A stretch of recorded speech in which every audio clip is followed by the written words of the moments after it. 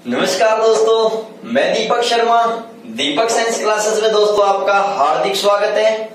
दोस्तों, इससे पहले वाले वीडियो लेक्चर में हमने प्रकाश के सामान्य जानकारी के बारे में बात की। प्रकाश का बेसिक इंट्रोडक्शन किया कि प्रकाश क्या होता है, प्रकाश के क्या गुण होते हैं, प्रकाश का वेग कहाँ ज्यादा होता है, प्रकाश तरंगों की प्रकृति क्या होती है। तो दोस्तों, हमने कुल मिलाकर के बेसिक इंट्रोडक्शन के बारे में बात की थी। ठीक है दोस्तों, आज हम इस वीडियो लेक्चर के माध्यम से प्रकाश की प्रकृति के बारे में दोस्तों क्या करेंगे, अध्ययन करेंगे कि प्रकाश की प्रकृति क्या होती है। वैसे मैंने इससे पहले वाले वीडियो लेक्चर में मैंने बता दिया था कि जो प्रकाश की प्रकृति होती है वो द्वैत प्रकृति होती है, कणीय भी होती है और तरंगीय भी होती है। ठीक है दोस्तों, जिसके बारे में किसने बताया था दोस्तों? डी ब्रोगली नामक वैज्ञानिक ने बताया था। लेकिन फिर भी अपन दोस्तों प्रकाश की प्रकृति के बारे में कौन कौन से वैज्ञानिकों ने क्या क्या सिद्धांत दिए थे, उन सिद्धांत के बारे में दोस्तों अपन क्या करेंगे, चर्चा करेंगे। तो चलिए बात करते हैं। सबसे पहले अपन प्रकाश की प्रकृति के बारे में। प्रकाश की प्रकृति, प्रकाश की प्रकृति दोस्तों, प्रकाश की प्रकृति nature of light, nature of light. प्रकाश की प्रकृति क्या होती है? तो मैं एक बार प्रकाश की प्रकृति को बताने से पहले, वैसे मैंने बता दिया था कि द्वैत होती है, कणीय और तरंगीय दोनों होती है। लेकिन अब मैं यहाँ पर बात करूंगा कि प्रकाश की प्रकृति को समझाने के लिए कौन कौन से वैज्ञानिक आगे आए और उन्होंने कौन कौन से सिद्धांत दिए। ठीक है ना दोस्तों, वो सिद्धांत कैसे फेल हो गए, ठीक है, और डी ब्रोगली ने किस तरीके से प्रकाश की प्रकृति की व्याख्या की थी। ठीक है दोस्तों, तो सबसे पहले आपको पता है अच्छी तरीके से कि जो प्रकाश की प्रकृति होती है, प्रकाश की प्रकृति, वो प्रकाश की प्रकृति दोस्तों कैसी होती है? द्वैत होती है। कैसी होती है? द्वैत होती है। और प्रकाश की द्वैत प्रकृति के बारे में दोस्तों किसने बताया था? डी ब्रोगली ने बताया था। किसने बताया था? डी ब्रोगली ने बताया था। दोस्तों, प्रकाश की प्रकृति द्वैत होती है, इसका मतलब दोस्तों क्या है कि प्रकाश की प्रकृति दोस्तों कणीय भी होती है, मतलब प्रकाश कण के रूप में भी व्यवहार करता है। ठीक है ना। और दोस्तों प्रकाश है वो तरंग के रूप में भी क्या करता है? व्यवहार करता है। ठीक है दोस्तों, मैंने ये भी बताया था कि प्रकाश का जो कणीय रूप होता है वो दोस्तों क्या होता है? फोटोन होता है। क्या होता है दोस्तों? फोटोन होता है। और जबकि जो प्रकाश का तरंगीय रूप है दोस्तों वो क्या है? विद्युत चुम्बकीय तरंग है। क्या है दोस्तों? विद्युत चुम्बकीय तरंग है। ठीक है दोस्तों, अगर मैं बात करूं प्रकाश की कणीय प्रकृति से, प्रकाश की कणीय प्रकृति से, तो दोस्तों एक छोटा सा ट्रिक सा याद रखना आप। ठीक है दोस्तों, एक छोटा सा ट्रिक याद रखना आप, और वो ट्रिक है आपके पास प्रकार। क्या है दोस्तों? प्रकार। जहां प्र का मतलब दोस्तों क्या है? प्र का मतलब है प्रकाश विद्युत प्रभाव। क्या है दोस्तों? प्र का मतलब प्रकाश विद्युत प्रभाव। और का मतलब दोस्तों क्या है? कॉम्पटन प्रभाव। क्या है दोस्तों? कॉम्पटन प्रभाव। और दोस्तों रे का मतलब दोस्तों क्या है? रमन प्रभाव। क्या है दोस्तों? रमन प्रभाव, रमन इफेक्ट। ठीक है दोस्तों, और विद्युत चुम्बकीय अगर मैं बात करूं, जो प्रकाश की कणीय प्रकृति होती है, जो पार्टिकल नेचर होती है दोस्तों, वो पार्टिकल नेचर का क्या रूप है? फोटोन है। ठीक है दोस्तों, पार्टिकल नेचर के रूप में प्रकाश में क्या होता है? फोटोन होता है दोस्तों। और दोस्तों जो प्रकाश की कणीय प्रकृति है, उस कणीय प्रकृति से हम प्रकाश की तीन घटनाएं हैं, एक तो प्रकाश विद्युत प्रभाव और एक कॉम्पटन प्रभाव और एक रमन प्रभाव। इन तीनों घटनाओं की व्याख्या हम तभी कर सकते हैं जब प्रकाश को की प्रकृति को हम क्या माने दोस्तों? कणीय माने। क्या माने दोस्तों? कणीय माने। इसलिए एग्जाम में क्वेश्चन पूछता है कि प्रकाश विद्युत प्रभाव की व्याख्या प्रकाश की किस प्रकृति से कर सकते हैं? तो दोस्तों आप क्या बताओगे? कणीय प्रकृति से। कॉम्पटन प्रभाव की व्याख्या किस प्रकृति से कर सकते हैं? कणीय प्रकृति से। और रमन प्रभाव की व्याख्या भी प्रकाश की किस प्रकृति से कर सकते हैं दोस्तों? कणीय प्रकृति से। इसी प्रकार से जो प्रकाश की जो तरंग प्रकृति है दोस्तों, प्रकाश की तरंग प्रकृति से हम किसकी व्याख्या कर सकते हैं? परावर्तन की, अपवर्तन की, व्यतिकरण की, इसकी दोस्तों व्यतिकरण की, विवर्तन की, इसकी दोस्तों विवर्तन की और किसकी व्याख्या कर सकते हैं, ध्रुवण आदि की अपन व्याख्या कर सकते हैं। आपने देखा होगा कि जब अपन प्रकाश के बारे परावर्तन के बारे में पढ़ते हैं या अपवर्तन के बारे में पढ़ते हैं तो प्रकाश को एक किरण के रूप में मानते हैं, प्रकाश को एक किरण के रूप में मानते हैं दोस्तों। प्रकाश की जो तरंगिया मतलब या मैं कहूँ एक तरंग के रूप में मानते हैं। और दोस्तों वो तरंग का रूप कौन सा होता है, विद्युत चुंबकीय तरंगे। मैंने आपको क्लियर कर दिया था कि प्रकाश एक विद्युत चुंबकीय तरंग है, जिसके बारे में दोस्तों सर्वप्रथम किसने बताया था, मैक्सवेल नामक वैज्ञानिक ने। किसने बताया था, मैक्सवेल नामक वैज्ञानिक ने। ठीक है दोस्तों, तो अब चर्चा करते हैं। अब अपन अच्छी तरीके से समझ सकते हैं प्रकाश की प्रकृति को, जो प्रकाश की प्रकृति है उसको समझाने के लिए दोस्तों कौन कौन से वैज्ञानिक आए और किस किस वैज्ञानिकों ने क्या क्या बात बताई। ठीक है दोस्तों, और उन क्वेश्चनों के बारे में भी बात करेंगे जो अपने एग्जाम में बतौर पूछे जाते हैं। ठीक है दोस्तों, तो सबसे पहले दोस्तों प्रकाश की प्रकृति को समझाने के लिए एक वैज्ञानिक आए जिनका नाम था दोस्तों न्यूटन। और न्यूटन ने एक सिद्धांत दिया जिसे क्या कहते हैं, न्यूटन का कणिकावाद का सिद्धांत। क्या कहते हैं दोस्तों, न्यूटन का कणिकावाद का सिद्धांत। तो सबसे पहले न्यूटन का सिद्धांत आता है प्रकाश की प्रकृति को समझाने के लिए, और वो सिद्धांत क्या था, न्यूटन का कणिकावाद का सिद्धांत।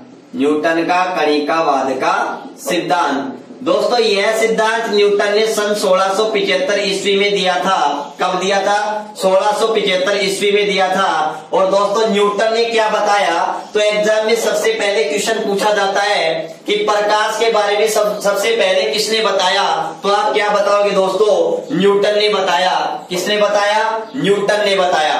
ठीक है दोस्तों, और न्यूटन ने क्या बताया, देखो यहां से नाम से पता लग रहा है कणिकावाद। क्या है दोस्तों, कणिकावाद। कणिकावाद का मतलब क्या है, कण। क्या है दोस्तों, कण। तो दोस्तों न्यूटन के अनुसार जो प्रकाश की प्रकृति थी, वो प्रकाश की प्रकृति दोस्तों कैसी थी, कणीय प्रकृति थी। कैसी प्रकृति थी, कणीय प्रकृति थी। तो अगर न्यूटन के अनुसार प्रकाश की प्रकृति क्या होती है दोस्तों, कणीय होती है। ठीक है दोस्तों, दूसरा क्वेश्चन पूछ लिया जाए कि कणिकावाद का सिद्धांत किसने दिया, तो आप क्या बताओगे, न्यूटन ने दिया। ठीक है ना, न्यूटन के अनुसार प्रकाश की प्रकृति होती है कणीय। अब दोस्तों न्यूटन ने जो प्रकाश की प्रकृति कणीय है, तो अगर आपको मैं बताऊं कि प्रकाश की अगर प्रकाश को अपन कणीय प्रकृति का मानते हैं, तो हम प्रकाश, विद्युत प्रभाव, क्वांटम प्रभाव, रमन प्रभाव, इन तीनों की तो व्याख्या हम कर सकते हैं, लेकिन परावर्तन, अपवर्तन, व्यतिकरण, विवर्तन, ध्रुवण, इन सभी घटनाओं की व्याख्या नहीं कर सकते हैं। क्यों, क्योंकि इनकी व्याख्या हम तभी कर सकते हैं जब प्रकाश को क्या माने दोस्तों, तरंग माने। ठीक है दोस्तों, तो दोस्तों यहाँ पर न्यूटन का जो सिद्धांत था वो क्या हो गया, फेल हो गया। ठीक है ना दोस्तों, और एक बात और मैं आपको इंटरेस्टिंग बताऊं, न्यूटन की जो कणीय प्रकृति थी वो यहाँ पर कणीय प्रकृति फोटोन से बिल्कुल अलग थी। ठीक है ना, मैं वर्तमान में एट प्रेजेंट की अगर मैं बात कर रहा हूं तो प्रकाश की प्रकृति कैसी थी दोस्तों, कणीय। कणीय है ना, तो कणीय के रूप में क्या है, फोटोन। उस टाइम में फोटोन नहीं था।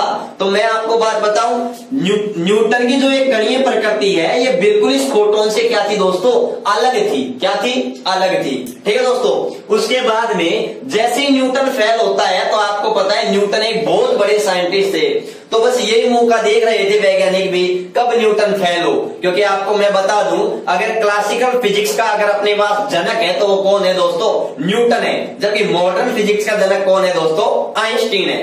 ठीक है, तो जैसे ही न्यूटन फेल होता है उसके बाद में एक वैज्ञानिक आते हैं जिनका नाम है दोस्तों हाइगेंस। दोस्तों क्या नाम है, हाइगेंस। और हाइगेंस ने एक सिद्धांत दिया जिसे हाइगेंस का तरंग सिद्धांत कहते हैं, या हाइगेंस के तरंगिकाओं का सिद्धांत कहते हैं। तो दोस्तों दूसरा वैज्ञानिक कौन आते हैं, हाइगेंस, और एक सिद्धांत देते हैं जिस सिद्धांत का नाम क्या था, हाइगेंस का तरंग सिद्धांत। ठीक है दोस्तों, हाइगेंस ने यह सिद्धांत लगभग 1678 ईस्वी में दिया था।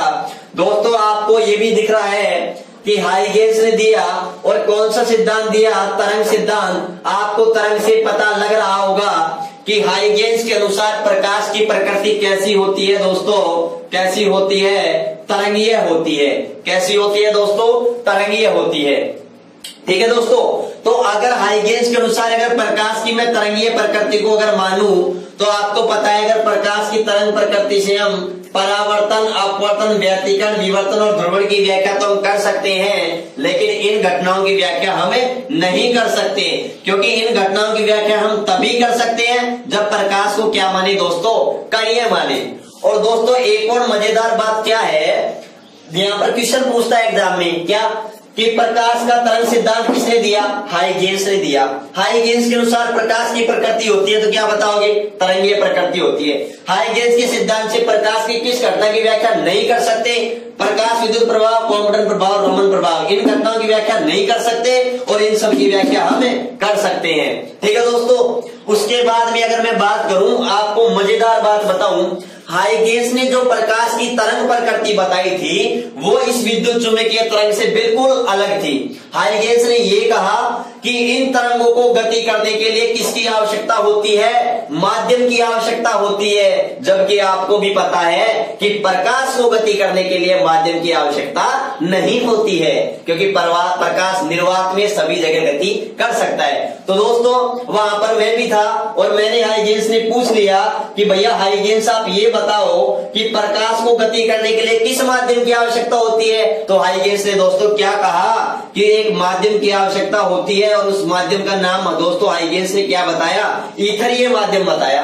तब मैंने पूछा कहाँ होता है ईथरीय माध्यम, तब हाइगेन्स ने कहा कि ये ईथरीय माध्यम सर्वव्यापी है, संसार के सभी जगह है। ठीक है ना दोस्तों, जबकि ऐसा कुछ भी नहीं है। हाइगेन्स एक तरीके से अगर मैं कहूं तो धूल में लठ बजा रहे थे। ठीक है दोस्तों, उसके बाद में एक वैज्ञानिक आते हैं जिनका नाम था दोस्तों मैक्सवेल। क्या नाम था दोस्तों, मैक्सवेल।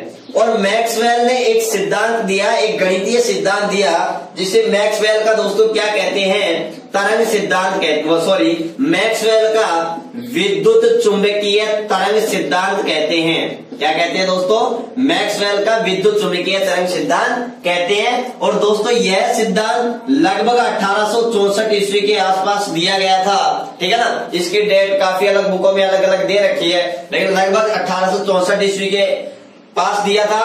और दोस्तों एक मजेदार बात ये थी, जो मैक्सवेल थे, मैक्सवेल ने क्या बताया कि प्रकाश क्या होती है, एक विद्युत चुंबकीय तरंग होती है।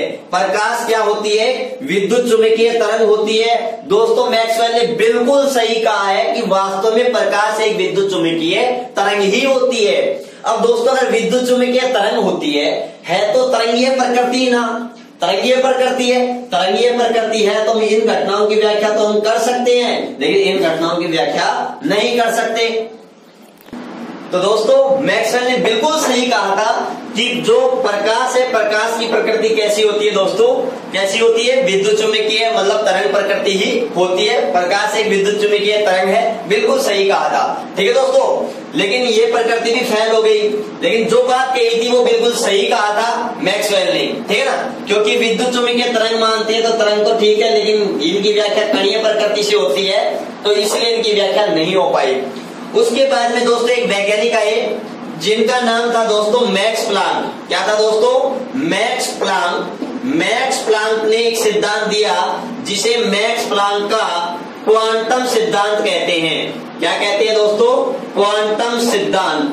ठीक है दोस्तों यह सिद्धांत आया था 12 दिसंबर सन 1899 को, मतलब मैं ये कहूं लगभग सन 1900 में। कब आया था दोस्तों, सन 1900 में आया था दोस्तों। और दोस्तों आपको पता है मैक्स प्लांक ने क्या बताया, मैक्स प्लांक ने जो क्वांटम सिद्धांत वो किसने दिया दोस्तों, मैक्स प्लांक ने।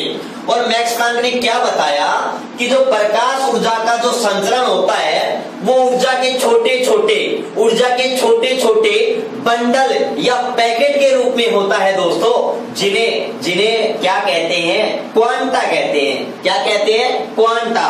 तो मैक्स प्लांक के अनुसार प्रकाश का संचरण होता है वो ऊर्जा के छोटे छोटे बंडलों के रूप में होता है, जिसे दोस्तों क्या कहते हैं, क्वांटा कहते हैं। और दोस्तों बाद में आइंस्टीन ने दोस्तों इन्हीं क्वांटा को क्या नाम दिया था दोस्तों, फोटोन नाम दिया था। क्या नाम दिया था दोस्तों, फोटोन नाम दिया था।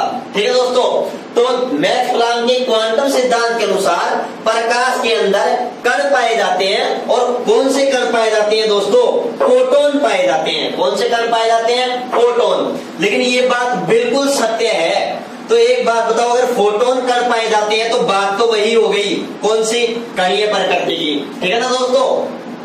कणीय प्रकृति तो वही बात है, कणीय प्रकृति से हम प्रकाश, विद्युत प्रभाव, कॉम्पटन प्रभाव, रमन प्रभाव की व्याख्या कर सकते हैं, लेकिन अपन इन घटनाओं की व्याख्या नहीं कर सकते।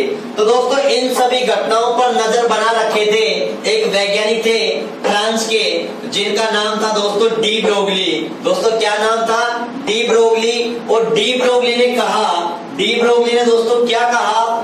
डी ब्रोगली ने ये कहा कि दोस्तों प्रकाश की जो प्रकृति है वो क्या होती है? द्वैत होती है। प्रकाश की प्रकृति क्या होती है? द्वैत होती है। द्वैत का मतलब डबल होती है। अब उन्होंने डी ब्रोगली ने ये देखा यार, मैक्सवेल ने भी सही कहा है, मैक्स प्लांक ने भी सही कहा है, तो इसका मतलब प्रकाश की प्रकृति है वो ड्वेल नेचर की होती है। कैसी होती है? ड्वेल नेचर की होती है। मतलब प्रकाश की प्रकृति कणीय भी होती है और प्रकाश की प्रकृति दोस्तों कैसी होती है? तरंगीय भी होती है। कण के रूप में प्रकाश में क्या पाया जाता है? फोटोन पाया जाता है। और तरंग के रूप में प्रकाश में क्या पाया जाता है? विद्युत चुंबकीय तरंग पाई जाती है। ठीक है दोस्तों, इस प्रकार से डी ब्रोगली ने क्या दिया था? प्रकाश की द्वैत प्रकृति के बारे में बताया था। और दोस्तों बाद में जो डी ब्रोगली ने जो बताया था वो एक थ्योरेटिकल रूप था। ठीक है ना? बाद में इसका प्रायोगिक सत्यापन किसने किया था? अगर मैं इसकी बात करूं प्रायोगिक सत्यापन की, प्रायोगिक सत्यापन, तो दोस्तों इसका प्रायोगिक सत्यापन था वो दो वैज्ञानिक थे, जिनमें एक का नाम था दोस्तों डेविसन, एक का नाम था डेविसन एंड जर्मर। डेविसन और जर्मर ने एक एक्सपेरिमेंट किया था और उस एक्सपेरिमेंट के आधार पर ये बताया कि वास्तव में प्रकाश की प्रकृति कैसी होती है? ड्वेल होती है, कणीय भी होती है और तरंगीय भी होती है। दोस्तों जब डी ब्रोगली से पूछा गया यार ये क्या बात होगी, प्रकाश की द्वैत प्रकृति कैसे है, तो डी ब्रोगली ने कहा कि भाई साहब वैसे ही प्रकाश की द्वैत प्रकृति है जिस प्रकार से मोबाइल तो एक है लेकिन उसमें सिम कितनी गलती है? 2। बात तो बिल्कुल सही है, प्रकाश तो एक है लेकिन नेचर कितनी है उसकी? 2, एक कणीय और एक तरंगीय। डी ब्रोगली ने यह भी कहा कि कणीय और तरंगीय प्रकृति प्रकाश दोनों एक साथ प्रदर्शित नहीं कर सकता है, अपने साथ तो दोनों रखता है लेकिन वो सिचुएशन के अकॉर्डिंग, व्यवहार के बाद किसी घटना के अकॉर्डिंग वो अपना नेचर चेंज कर लेता है। अगर परावर्तन की व्याख्या करनी है तो क्या बन जाएगा? तरंग बन जाएगा। और प्रकाश विद्युत प्रभाव की व्याख्या करनी है तो क्या बन जाएगा दोस्तों?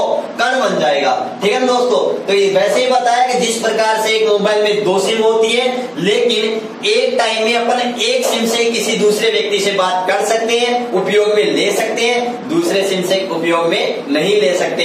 अपन भी सिचुएशन देखते हैं, अपन भी कंडीशन देखते हैं कि किस व्यक्ति को किस नंबर से या किस सिम से अपन को कॉल मिलाना है। ठीक है दोस्तों, तो ये अपनी प्रकाश की द्वैत प्रकृति के बारे में था।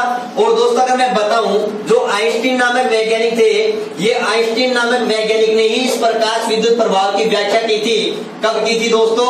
1905 में इसकी व्याख्या की थी मैक्स प्लांक के क्वांटम सिद्धांत के आधार पर। इसलिए दोस्तों आइंस्टीन को क्या मिला था?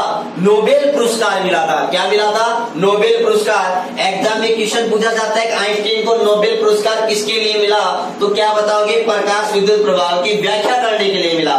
दोस्तों कॉम्पटन प्रभाव के बारे में कॉम्पटन नामक वैज्ञानिक बताए थे। और एक और इम्पोर्टेंट प्रभाव रमन प्रभाव, जिसके बारे में भारतीय वैज्ञानिक सीवी रमन का नाम आपने सुना होगा, चंद्रशेखर वेट्टरमन का नाम सुना होगा। इन्होंने कोलकाता के अंदर 28 फरवरी 1928 को एक बहुत जबरदस्त प्रयोग किया था और उस प्रयोग को दोस्तों रमन प्रभाव के नाम से जाना गया था। इसलिए इनको 1930 में दोस्तों क्या मिला था? सीवी रमन को क्या मिला था दोस्तों? 1930 में नोबेल पुरस्कार मिला था। क्या मिला था? नोबेल पुरस्कार मिला था। इसलिए 28 फरवरी का दिन बहुत ऐतिहासिक दिन है। इसलिए 28 फरवरी को क्या मनाया जाता है दोस्तों? राष्ट्रीय विज्ञान दिवस भी मनाया जाता है। तो ये बात भी याद रखना कि राष्ट्रीय विज्ञान दिवस कब मनाया जाता है, तो आप क्या बताओगे दोस्तों? 28 फरवरी को मनाया जाता है।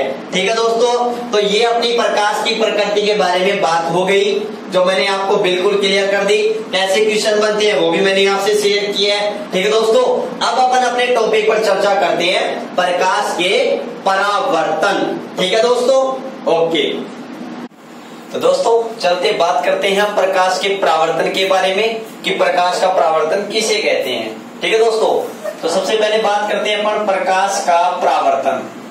प्रकाश का परावर्तन, प्रकाश का परावर्तन, रिफ्लेक्शन ऑफ लाइट, प्रकाश का परावर्तन।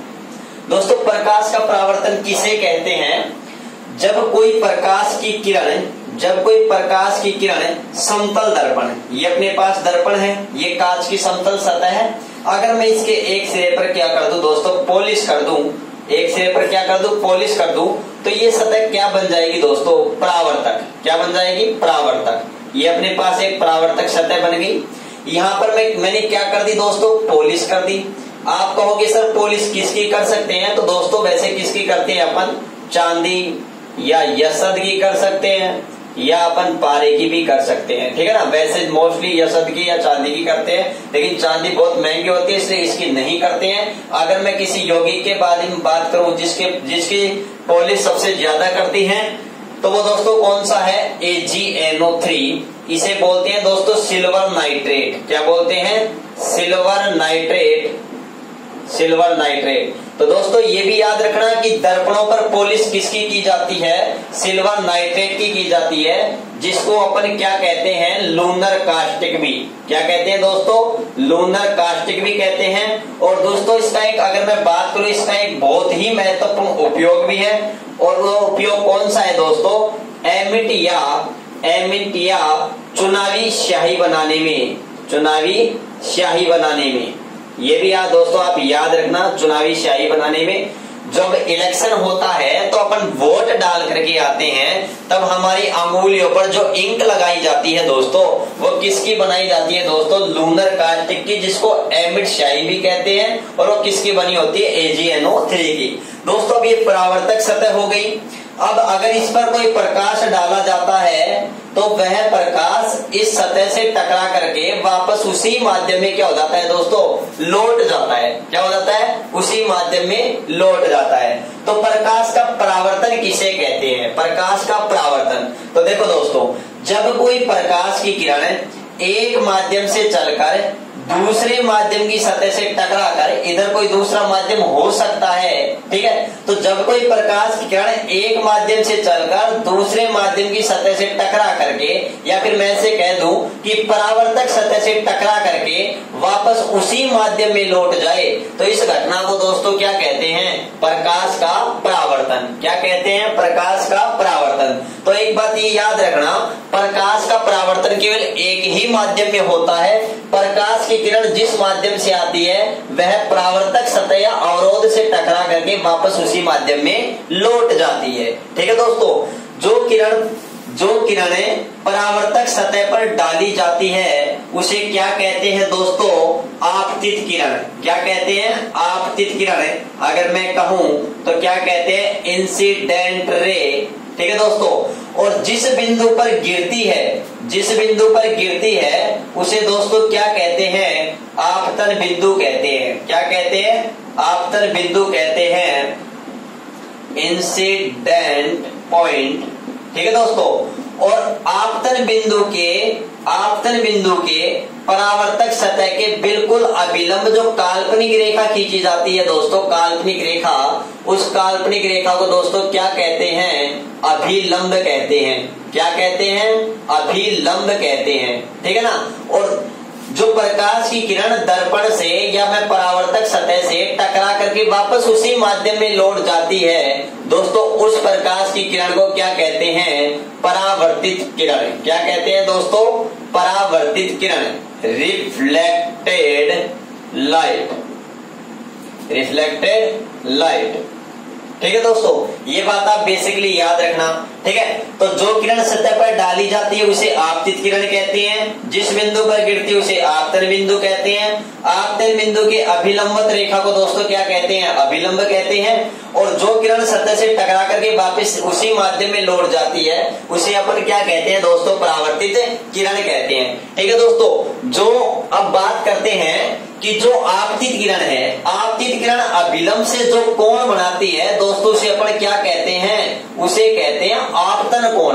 क्या कहते हैं? आपतन कोण, एंगल ऑफ इंसिडेंस। ठीक है दोस्तों, एंगल ऑफ इंसिडेंस। और जो किरण परावर्तित होती है वह अभिलंब से जो कोण बनाती है दोस्तों उसे अपन क्या कहते हैं? परावर्तन कोण कहते हैं। क्या कहते हैं? परावर्तन कोण कहते हैं। और दोस्तों आपतन कोण का मान हमेशा परावर्तन कोण के क्या होता है दोस्तों? बराबर होता है।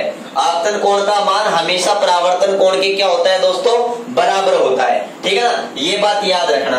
अब देखो अपने एग्जाम में क्वेश्चन क्या पूछा जाता है? अपने एग्जाम में क्वेश्चन पूछ लिया जाता है काफी बार कि क्वेश्चन क्या पूछा जाता है कि यदि कोई प्रकाश की किरण अगर दर्पण से 60 डिग्री का कोण बना रही है, कितने डिग्री का कोण बना रही है? 60 डिग्री का कोण बना रही है, तो परावर्तन कोण का मान कितना होगा? तो देखो दोस्तों, जो प्रकाश की किरण है अपने पास में, जो इंसिडेंट रे है, वो जो अपना मिरर है, उस मिरर से जो एंगल बना रही है वो कितना डिग्री का बना रही है? 60 डिग्री का। अगर ये 60 डिग्री का है, आपको पता है अच्छी तरीके से कि जो अभिलंब है वो परावर्तक सतह पर अभिलंब है, तो यहाँ पर ये 90 डिग्री का कोण बन रहा है। तो ये 60 डिग्री का कोण है, तो ये कितने डिग्री का बच गया अपने पास में? 30 डिग्री का। ये 30 डिग्री का कोण है, तो ये भी दोस्तों कितने डिग्री का होगा? 30 डिग्री का ही होगा। क्यों? क्योंकि जो आपतन कोण होता है वो हमेशा ऑलवेज इक्वल होता है किसके? परावर्तन कोण के। ठीक है दोस्तों, तो ये बेसिकली अपने पास क्वेश्चन पूछ लेता है। दूसरा एक और क्वेश्चन इसी तरीके से अपने पास क्या पूछ लेता है दोस्तों, और वो क्वेश्चन अपने पास क्या है कि यदि प्रकाश की जो आपतित किरण है, यदि आपतित किरण, या फिर मैं कहूं यदि प्रकाश किसी समतल दर्पण पर अभिलंबत आपतित होता है तो परावर्तन कोण का मान कितना होगा? दोस्तों बहुत अच्छा क्वेश्चन है। अपन जल्दबाजी में गलती कर बैठते हैं। अपन क्या सोचते हैं कि ये प्रकाश की किरण अभिलंबत आपतित हो रही है, तो अभिलंबत से अपन दिमाग लगाते हैं कि यार अभिलंबत है तो 90 डिग्री का कोण होगा, तो परावर्तन कोण भी 90 डिग्री का होगा। दोस्तों ऐसा बिल्कुल नहीं है। ये क्या बोल रहा है कि यदि कोई प्रकाश की किरण अभिलंबत आपतित हो रही है, तो अभिलंबत आपतित हो रही है, तो मेरे को एक बात बताओ, अभिलंबत क्या है? अभिलंब है। तो ये अपने पास अभिलंब है, और अभिलंब से ही अपने पास क्या आ रही है? प्रकाश की किरण आ रही है। तो टकरा करके वापस अपने उसी पथ पर तो लौट जाती है, क्योंकि यदि कोई प्रकाश की किरण दर्पण पर अभिलंबत आपतित होती है तो वापस वह अपने पूरे अभिलंबती क्या हो जाती है? परावर्तित हो जाती है। तो दोस्तों यहाँ पर एक बात बताओ, ये अभिलंब भी अपने पास यही है और आपतित किरण भी यही है, या फिर मैं ऐसे भी कह सकता हूँ कि यदि आपतित किरण अभिलंब के क्या हो दोस्तों? संपाती हो। संपाती का मतलब अगर मैं बात करूं कि मेरे पास में ये तो क्या है दोस्तों? अभिलंब है, और मेरे पास में ये क्या है? आपतित किरण है, इंसिडेंट रे है। तो देखो ये ऐसे इसके जस्ट ऊपर आ रही है, तो यहाँ पर जो कोण होगा एंगल होगा, क्योंकि जो आपतन कोण होता है वो दर्पण की सतह से नहीं होता है, वो किससे देखा जाता है? अभिलंब से। और अभिलंब और आपतित किरण के बीच में जो एंगल बन रहा है वो दोस्तों कितना बन रहा है? 0 डिग्री का बन रहा है, क्योंकि ये दोनों संपाती हैं। इसलिए जो परावर्तन कोण का मान होगा वो भी कितना होगा दोस्तों? 0 डिग्री होगा। दोस्तों एक बहुत ही अच्छा क्वेश्चन है ये। ठीक है दोस्तों, तो ये बेसिकली अपनी अभिलंब के इसके प्रकाश के परावर्तन के बारे में चर्चा हो गई। अब बात करते हैं प्रकाश के परावर्तन के नियमों के बारे में, कि प्रकाश का परावर्तन के नियम कौन कौन से हैं। ठीक है दोस्तों, तो बात करते हैं परावर्तन के नियम। परावर्तन के नियम, laws of reflection of light. ठीक है दोस्तों, अगर मैं प्रकाश के परावर्तन के नियमों के बारे में बात करूं तो सबसे पहला नियम आता है, आपको दिख रहा है कि जो आपतित किरण है इंसिडेंट रे है, और अपने पास जो अभिलंब है जिसे अपन नॉर्मल और परावर्तित किरण रिफ्रैक्टेड लाइट है या मैं कहूं रिफ्लेक्टेड रे है अपने पास में, ये तीनों एक ही तल में स्थित होती हैं, तीनों एक ही तल में। जैसे मैं ये कहूं आपको, अगर आपको ये बिल्कुल प्लेन तल नजर आ रहा है, बिल्कुल समतल है और ये अपने पास परावर्तक सतह दिख रही है, ये परावर्तक सतह है, तो देखो यदि ये प्रकाश की किरण अपने पास आ रही है, ये प्रकाश की किरण, ये आपतित किरण हो गई, इंसिडेंट रे हो गई, ये अपने पास में दोस्तों क्या हो गया, अभिलंब हो गया, ठीक है ना, और ये अपने पास में क्या हो गई, परावर्तित किरण हो गई। तो अगर मैं आपको बताऊं तो ये अपने पास ऐसे बन रहा है डायग्राम इस तरीके से, दोस्तों इधर देखना, इस तरीके से दोस्तों ये तीनों एक ही तल में हैं। कौन कौन सी, जो इंसिडेंट रे है, आपतित किरण है, अभिलंब है और परावर्तित किरण, तीनों एक ही तल में हैं। तो जो परावर्तन का नियम आता है वो सबसे पहले यही नियम आता है कि जो अपने पास में आपतित किरण, कौन सी दोस्तों, आपतित किरण कोमा परावर्तित किरण है, परावर्तित किरण है, वह अभिलंब नॉर्मल, वह अभिलंब तीनों एक ही तल में, तीनों एक ही तल में, तीनों एक ही तल में स्थित होते हैं, तीनों एक ही तल में स्थित होते हैं। ठीक है दोस्तों, दूसरा नियम अपने पास में क्या आता है कि जो आपतन कोण का मान है वो हमेशा परावर्तन कोण के क्या होता है दोस्तों, बराबर होता है, या फिर मैं कहूं angle of incidence equal angle of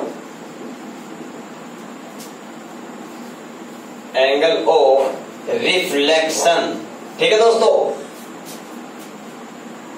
परावर्तन कोण का मान होता है वो किसके बराबर होता है, आपतन कोण के बराबर होता है, मतलब कोण आई बराबर कोण आर। ठीक है दोस्तों, कोण आई किसके इक्वल होता है, आर के, इन दोनों का मान आपस में क्या होता है, बराबर होता है। आपतन कोण का मान दोस्तों परावर्तन कोण के क्या होता है, बराबर होता है। ये दो नियम है परावर्तन के। दूसरा, अगर मैं तीसरे नियम के बारे में भी मैं बात करूं तो वो अपने एग्जाम की दृष्टि से बहुत ही ज्यादा इंपॉर्टेंट है और हमारे एग्जाम में क्वेश्चन पूछता भी है। और वो क्वेश्चन क्या पूछता है दोस्तों, देखो अपने पास में अगर मैं बात करूं, जो प्रकाश की परावर्तन की घटना है, जो परावर्तन की घटना है, जब प्रकाश की किरण किसी दर्पण पर या किसी परावर्तक सतह पर गिरती है तो परावर्तक सतह है ना दोस्तों, वो इस प्रकाश की जो मात्रा है, प्रकाश की जो तीव्रता है, उसमें कुछ क्या कर लेता है, अवशोषण कर लेता है, उसका क्या कर लेता है, अवशोषण कर लेता है। इसलिए जो प्रकाश की तीव्रता होती है वो क्या हो जाती है, कम हो जाती है। तो जो परावर्तित प्रकाश है ना, परावर्तित किरण है, उसकी तीव्रता में दोस्तों क्या जाती है, कमी आ जाती है, क्या जाती है, कमी। तो एक बहुत अच्छा क्वेश्चन पूछता है। क्वेश्चन क्या पूछता है, अपने पास में ऑप्शन भी दे देता है कि प्रकाश के परावर्तन की घटना में, प्रकाश के परावर्तन की घटना में, प्रकाश के परावर्तन की घटना में निम्न में से कौन सी राशि, निम्न में से कौन सी राशि बदलती है, बदलती है, ठीक है, या फिर मैं कहूं निम्न में से कौन सी राशि बदलती नहीं है। तो पहले मैं क्वेश्चन ले रहा हूं, कौन सी राशि बदलती नहीं है, कौन सी राशि अपरिवर्तित रहती है, मतलब कौन सी राशि है वो जो चेंज नहीं होती है। ठीक है दोस्तों, तो मैं आपके पास ऑप्शन दे रहा हूं कि एक तो अपने पास चाल है, दूसरा तरंगदैर्ध्य है, तीसरा अपने पास आवर्ती है और चौथा है कि उपरोक्त सभी, ऑल ऑफ दीज, उपरोक्त सभी, ऑल। तो दोस्तों आप क्या बताओगे, अगर मैं बात करूं ये अपने पास में स्पीड है, ये अपने पास लैम्डा है, ये अपने पास फ्रीक्वेंसी है, वेवलेंथ है। तो दोस्तों परावर्तन की घटना में अगर मैं बात करूं, जो अपने पास में जो परावर्तित किरण है, इस परावर्तित किरण की जो आवर्ती, तरंग दैर्ध्य वह चाल दोस्तों क्या रहती हैं, अपरिवर्तित रहती है। बहुत इंपोर्टेंट क्वेश्चन है, बहुत ही एग्जाम में पूछे जाने वाला क्वेश्चन है दोस्तों। सबसे ज्यादा अगर परावर्तन की घटना में अगर क्वेश्चन पूछता है तो एक तो अपने पास जो भी मैंने कहा था कि कोई प्रकाश की किरण अभिलंबवत आपतित होती है तो परावर्तन कोण का मान कितना होगा, तो 0 डिग्री होगा। ठीक है, और दूसरा इंपोर्टेंट क्वेश्चन अपने पास ये है कि परावर्तन की घटना में कौन सी राशि अपरिवर्तित रहती है। तो दोस्तों चाल भी अपरिवर्तित रहती है, तरंगदैर्ध्य भी अपरिवर्तित रहती है, आवर्ती भी अपरिवर्तित रहती है, नो चेंज रहती है मतलब, तो इसलिए जो तीनों राशियां हैं वो सारी की सारी क्या आते हैं, नो चेंज रहती हैं। फिर चेंज क्या होती है दोस्तों, चेंज किस में होता है, तो वो चेंज किस में होता है दोस्तों, वो होता है तीव्रता। दोस्तों क्या बदल जाती है, तीव्रता बदल जाती है। और बदल भी कैसे जाती है दोस्तों, ये क्या हो जाती है, कम हो जाती है। क्या हो जाती है, कम। तो याद रखना, परावर्तन की घटना में जो परावर्तित किरण है, जो परावर्तित प्रकाश है, उसकी आवर्ती मतलब फ्रीक्वेंसी, तरंग दैर्ध्य, वेवलेंथ या चाल, स्पीड, ये तो अपरिवर्तित रहती है, मतलब नो चेंज रहती है। लेकिन जो रिफ्लेक्टेड लाइट है या रिफ्लेक्टेड किरण है, उसकी जो इंटेंसिटी है या तीव्रता है, वो दोस्तों क्या हो जाती है, बदल जाती है। क्या हो जाती है दोस्तों, बदल जाती है। ठीक है दोस्तों, इसी प्रकार से मैं एक आपको क्वेश्चन दे रहा हूं, उस क्वेश्चन का आप आंसर देना। ठीक है ना। देखो क्वेश्चन अपने पास में क्या है, अपने पास में एग्जाम में क्वेश्चन पूछता भी है, और वो क्वेश्चन क्या पूछता है कि परावर्तन की घटना में कौन सी राशि है, या जो अपने पास कौन राशि है जो बदल जाती है, मतलब चेंज हो जाती है। ऑप्शन में आपको दे रहा हूं कि तीव्रता, बी तरंग दैर्ध्य, सी ऑप्शन दे रहा हूं मैं आपको आयाम, क्या दे रहा हूं, आयाम, और डी ऑप्शन दे रहा हूं कि ए व सी दोनों। तो दोस्तों आपको मैं बताऊं कि देखो इंटेंसिटी, लाइट की जो इंटेंसिटी चेंज हो जाती है, और दोस्तों प्रकाश की जो ये तीव्रता है ना, वो इस पर डिपेंड करती है कि परावर्तक सतह कैसी है। इस परावर्तक सतह की प्रकृति पर डिपेंड करती है प्रकाश की तीव्रता, और जनरल तौर पर ये कम हो जाती है। ठीक है ना। वैसे ये प्रकाश के इस पर डिपेंड करती है परावर्तक सतह पर। तो तीव्रता चेंज होती है, तरंग दैर्ध्य चेंज नहीं होती है। और दोस्तों मैं आपको बताऊं, जो प्रकाश की तीव्रता होती है, तीव्रता वो आयाम के वर्ग के, किसके, आयाम के वर्ग की क्या होती है, समानुपाती होती है। इसलिए अगर आई चेंज है, या फिर मैं कहूं कि जो इंटेंसिटी है वो एम्पलीट्यूड के स्क्वायर की क्या होती है, समानुपाती होती है। ठीक है ना दोस्तों। इसलिए यहाँ पर तीव्रता भी चेंज होगी, आयाम भी चेंज होगी। इसलिए जो अपना राइट आंसर होगा वो क्या होगा दोस्तों, डी होगा। क्या होगा, डी। मतलब तीव्रता में भी चेंजेस, इंटेंसिटी में भी, और एम्पलीट्यूड आयाम के अंदर भी दोस्तों क्या हो जाएगा, चेंज हो जाएगा। क्लियर दोस्तों। ठीक है। इसके बाद में अपन बात करते हैं कि जो प्रकाश है ना, प्रकाश के जो परावर्तन के नियम के बारे में बात करते हैं। एग्जाम में क्वेश्चन पूछा गया था कि परावर्तन के जो नियम हैं वो किन दर्पणों पर या किन पर लागू होते हैं। तो दोस्तों याद रखना, प्रकाश के जो नियम है, परावर्तन के जो नियम है ना, वो सभी प्रकार के दर्पणों पर लागू होते हैं, चाहे वो गोलीय हो, चाहे वो समतल हो, चाहे वो वक्रीय हो। सभी प्रत्येक बिंदु के लिए ये परावर्तन के नियम दोस्तों क्या होते हैं, वैध होते हैं, मतलब लागू होते हैं। ठीक है दोस्तों। तो ये भी याद रखना, जो परावर्तन के नियम है वो सभी प्रकार के दर्पणों पर दोस्तों क्या होते हैं, लागू होते हैं। ठीक है दोस्तों।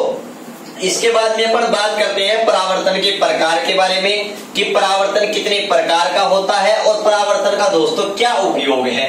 ठीक है दोस्तों। तो परावर्तन के पहले बात करते हैं टाइप्स ऑफ रिफ्लेक्शन, परावर्तन के प्रकार। ठीक है। तो परावर्तन के प्रकार दोस्तों, परावर्तन होता है ना, वो कितने प्रकार से होता है, दो प्रकार से होता है। एक तो होता है नियमित परावर्तन, रेगुलर परावर्तन। नियमित परावर्तन मतलब रेगुलर परावर्तन।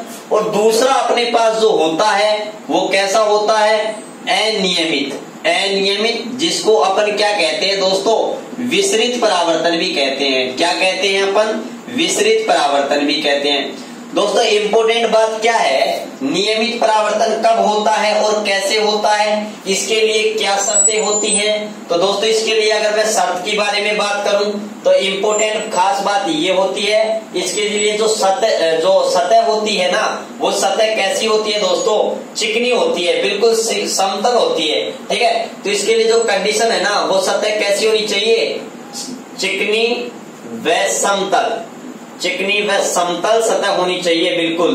ठीक है दोस्तों। ये बात विशेष याद रखना कि जो बिल्कुल प्लेन और चिकनी सतह होती है, उन सतह पर जो प्रकाश प्रकाश का जो किरणों का जो परावर्तन होता है वो कैसा होता है, नियमित परावर्तन होता है। जैसे देखो ये प्रकाश की किरणें आ रही हैं, दर्पण से परावर्तन के बाद में एक निश्चित दिशा में क्या कर रही हैं दोस्तों, गमन कर रही हैं, ठीक है ना, एक निश्चित दिशा में जा रही हैं। तो खास बात ये है कि इसके अंदर जो प्रकाश का जो परावर्तन होता है ना, प्रकाश का परावर्तन होता है या प्रकाश की किरणें मैं कहूं दर्पण से परावर्तन के बाद में एक निश्चित दिशा में क्या करती हैं दोस्तों, गमन करती हैं। क्या करती हैं, गमन करती हैं। तो ये अपने पास में कौन सा दोस्तों, क्या कौन सा परावर्तन आता है, नियमित परावर्तन। तो नियमित परावर्तन के लिए आप केवल इतनी बात याद रखना, यदि प्रकाश का परावर्तन चिकनी व समतल सतह पर होता है तो कौन सा होगा, नियमित परावर्तन होगा। दोस्तों नियमित परावर्तन के दौरान प्रकाश की किरणें एक निश्चित दिशा में जाती हैं, एक निश्चित दिशा के अंदर जाती है, इसलिए इसके अंदर दोस्तों चमक क्या होती है, अधिक होती है।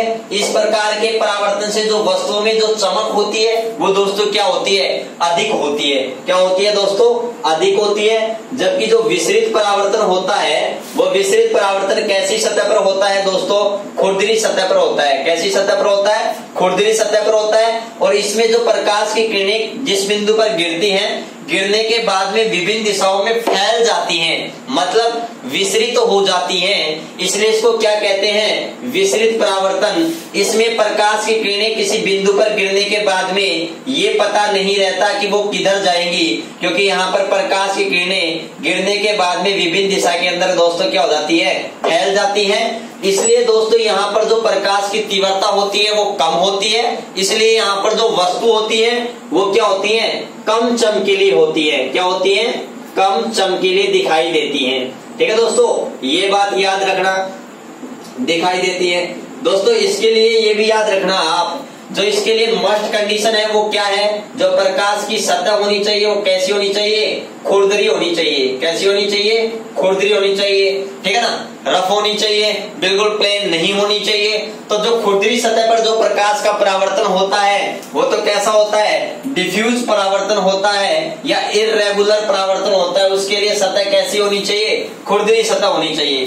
दोस्तों हमारे जो दैनिक जीवन में ये तो जो नियमित परावर्तन होता है ना दोस्तों, ये नियमित परावर्तन किसके अंदर होता है दोस्तों, दर्पणों में होता है। किसमें होता है, दर्पणों में होता है। और दोस्तों एक बात याद रखना, जो अपने पास में विसरित परावर्तन है, कौन सा परावर्तन है दोस्तों, विसरित परावर्तन। दैनिक जीवन में अपने पास में कौन सा परावर्तन होता है, दैनिक जीवन में। तो दैनिक जीवन में जो भी वस्तुएं हमें दिखाई देती है वो किस परावर्तन के कारण दिखाई देती है, विसरित परावर्तन के कारण ही दिखाई देती है। एक बार एग्जाम में क्वेश्चन पूछा गया था आपके कि जब समुद्र तल में, जब समुद्र की लहरों पर हम चंद्रमा को देखते हैं तो वह हमें कुछ लंबा या बड़ा प्रतीत दिखाई देता है या हिलता हुआ प्रतीत दिखाई देता है, वो किस घटना के कारण दिखाई देता है, तो क्या बताओगे दोस्तों, विसरित परावर्तन के कारण। दैनिक जीवन में हम किसी भी वस्तु को देख पा रहे हैं या चाहे कोई दीवार हो वगैरह, दीवार वगैरह, तो दोस्तों देख कि हम किसी भी वस्तु को किस घटना के कारण देख पाते हैं, परावर्तन के कारण देख पाते हैं। लेकिन दैनिक जीवन में वो परावर्तन होता है, वो परावर्तन कौन सा होता है दोस्तों, विसरित परावर्तन होता है। कौन सा होता है, विसरित परावर्तन। इसके बाद में दोस्तों मैं बात करता हूं परावर्तन के उपयोग के बारे में। किसके बारे में बात करता हूं, परावर्तन के उपयोग, कि परावर्तन के एप्लीकेशन क्या है। तो पहला क्वेश्चन आता है हमें कि वस्तुओं को देखने में, दैनिक जीवन में वस्तुओं को देखने में, या फिर मैं कहूं सीधा ही कि वस्तुओं को देखने में, ठीक है। तो दोस्तों वस्तुओं को देखने में हम किस घटना की सहायता से देख सकते हैं दोस्तों, परावर्तन की सहायता से। और मैं आपको एक बात और बता दूं, परावर्तन की व्याख्या हम प्रकाश की किस प्रकृति से कर सकते हैं दोस्तों, तो कौन सी प्रकृति बताओगे आप, तरंग प्रकृति। कौन सी प्रकृति, तरंग प्रकृति से हम परावर्तन की व्याख्या कर सकते हैं। अब देखो दैनिक जीवन में हम वस्तु को देख पा रहे हैं तो किस घटना के कारण देख पा रहे हैं, परावर्तन के कारण। कैसे देख पाएंगे, आपको पता है कि जो कोई भी वस्तु होती है वो हमें कैसे दिखाई देती है। अगर मैं लाल रंग की शर्ट पहन रखा हूं, अगर मैं जिस रंग की शर्ट पहन रखा हूं या मैं जिस कलर के भी कपड़े पहन रखा हूं तो आपको वही दिखाई देंगे। कैसे दिखाई देंगे, क्यों, क्योंकि जब मेरे ऊपर जो प्रकाश डाला जाता है, सूर्य का प्रकाश डाला जाता है, तो सूर्य के प्रकाश में दोस्तों 7 रंग होते हैं। 7 रंग में से जो जिस रंग का कपड़ा पहन रखा हूं, अगर मैं रेड कलर का कपड़े पहन रखा हूं तो मैं क्या करूंगा, मेरी जो कोई भी वस्तु है अगर वो रेड रंग की है तो उस पर जो सूर्य का प्रकाश डाला जाएगा तो उसमें 7 रंग है, लेकिन वह वस्तु रेड रंग की है, इसलिए वो क्या करेगा, रेड रंग को ही क्या करेगी, परावर्तित करेगी, रेड रंग को ही रिफ्लेक्ट करेगी, बाकी सभी रंगों को क्या कर लेगी दोस्तों, अवशोषित कर लेगी। तो याद रखना कोई वस्तु किस रंग की है यह हमें कैसे दिखाई देती है, परावर्तन के कारण। कैसे दिखाई देगी, वस्तु जिस रंग की है उस रंग का तो परावर्तन कर देती है, शेष रंगों का क्या कर लेती है, अवशोषण कर लेती है, इसलिए हमें वही रंग दिखाई देता है। ठीक है दोस्तों। दूसरी बात, यदि कोई वस्तु सभी रंगों को, यदि कोई वस्तु सभी रंगों को क्या कर देती है, परावर्तित कर देती है, क्या कर देती है, परावर्तित कर देती है, तो वह वस्तु हमें कैसे रंग की दिखाई देती है, श्वेत रंग की दिखाई देती है। कैसे रंग की दिखाई देती है, श्वेत रंग की। क्यों? क्योंकि दोस्तों जो सभी रंगों का जो मिश्रण होता है, वो मिक्सर कैसा होता है, व्हाइट होता है, सफेद रंग होता है। ठीक है दोस्तों। तो क्वेश्चन पूछ लिया जाए, यदि कोई वस्तु सभी रंगों को परावर्तित कर देती है तो कैसा दिखाई देगी, तो क्या बताओगे, श्वेत। यदि कोई वस्तु सभी रंगों को क्या कर दे, अवशोषित कर दे, क्या कर दे दोस्तों, अवशोषित कर दे, तो वह कैसी दिखाई देगी दोस्तों, काली दिखाई देगी। कैसी दिखाई देगी, काली दिखाई देगी, ब्लैक कलर की दिखाई देगी। ठीक है दोस्तों। तो याद रखना कोई वस्तु जिस रंग की है उसके लिए जरूरी है कि उसके ऊपर उस रंग का प्रकाश गिरना चाहिए। यदि मैं अगर लाल कलर की वस्तु है और उसको मैं हरे शीशे के अंदर देखूंगा तो मेरे को कैसी दिखाई देगी, काले रंग की दिखाई देगी। क्यों? क्योंकि एक बात बताओ, लाल रंग की वस्तु है तो वह लाल रंग के प्रकाश का क्या करेगी, परावर्तन करेगी। ठीक है। हरे रंग के प्रकाश को तो वो अवशोषित कर लेगी, इसलिए वो कैसे दिखाई देगी, ब्लैक कलर की दिखाई देगी। ठीक है दोस्तों। तो एक उपयोग तो आप ये याद रखना। दूसरा उपयोग की अगर मैं बात करूं तो दोस्तों एक और याद रखना, अपने पास में दूसरा उपयोग अगर मैं बात करूं तो याद रखना, एक आता है अपने पास परिदर्शी। क्या आता है, परिदर्शी, जिसे पेरिस्कोप भी कहते हैं। दोस्तों याद रखना, पेरिस्कोप है ना, ये पेरिस्कोप एक यंत्र है, इसमें 2 समतल दर्पण आपस में लगे रहते हैं जिनके तल आपस में एक दूसरे के सामने होते हैं। दोस्तों इंपॉर्टेंट बात है, इसके अंदर जो 2 समतल दर्पण होते हैं वे कितने डिग्री के कोण पर झुके होते हैं, 45 डिग्री के कोण पर झुके होते हैं। कितने डिग्री के कोण पर, 45 डिग्री के कोण पर। दोस्तों ये क्या काम आती है, आपने देखा होगा कि आपने क्या देखा कि जो समुद्र के अंदर जो जहाज होती हैं, सबमरीन होती है, मैं कहूँ पनडुब्बी होती है।